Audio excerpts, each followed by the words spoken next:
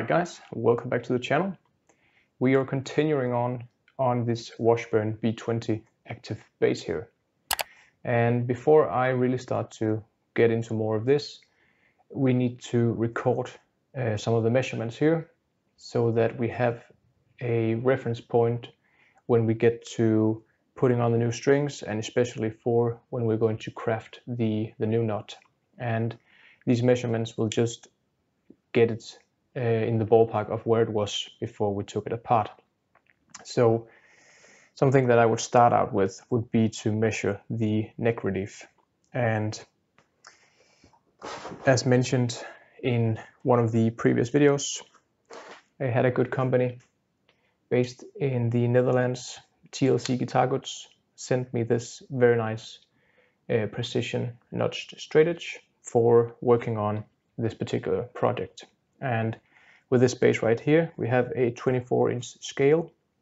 So in order for me to check the length here, I will place it somewhat in the middle. And I'm looking for any bow or light coming through, or even a back bow, in case that's the issue here as well. So let me have a closer look and I can take you in.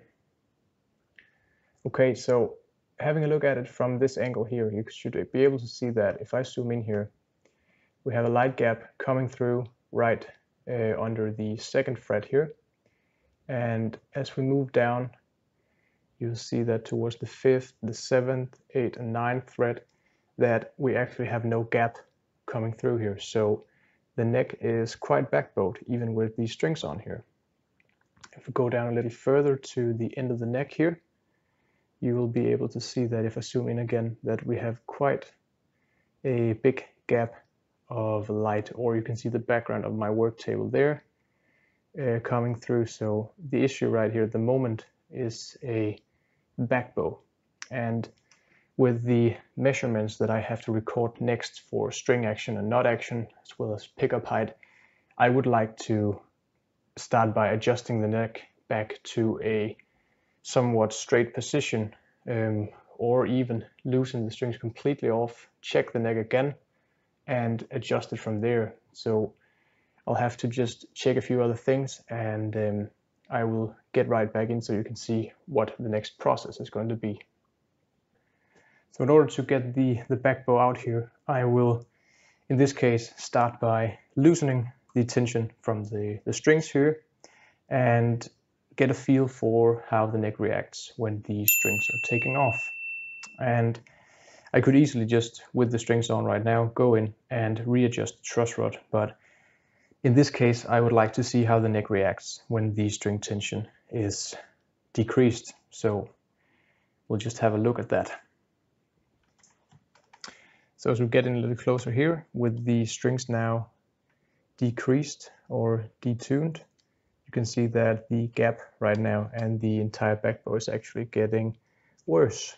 So you should also be able to see it down here. If we get down under here, you can see there's quite a gap between the bottom of the string there. So with the string tension decreased, the back bow became a little more severe.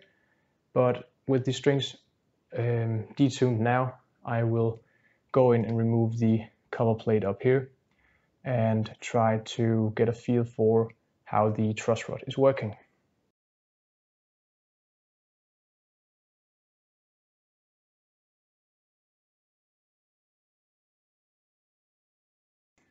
Alright, so with the cover removed now, we can have a little closer look at the truss rod knot here. And to me it looks in decent condition. I have to get a fit for the Allen key and then gently start off by loosening the knot itself and maybe take it out in order to lubricate it before we proceed and go any further. Having checked the Allen key here, this seems to be a 5mm Allen key, which will fit here. So I'm positioned up at the headstock and I will start by loosening the truss rod. So I'm going to take it over here to the left in order to loosen it up at first. So let's try and see how that goes. Okay, it's pretty tight. It might be stuck. Okay, that don't really want to budge, and I'm not really happy to encounter that. I'll just have to figure out a few things here, maybe a way for this to loosen up, because this might not have been looped or taken care of in a good amount of time, so the case might be that it's actually stuck in there. So let me get back to this, think a little more about it, and find a secure way to actually get the access to the truss rod here, and I will be back when I do so.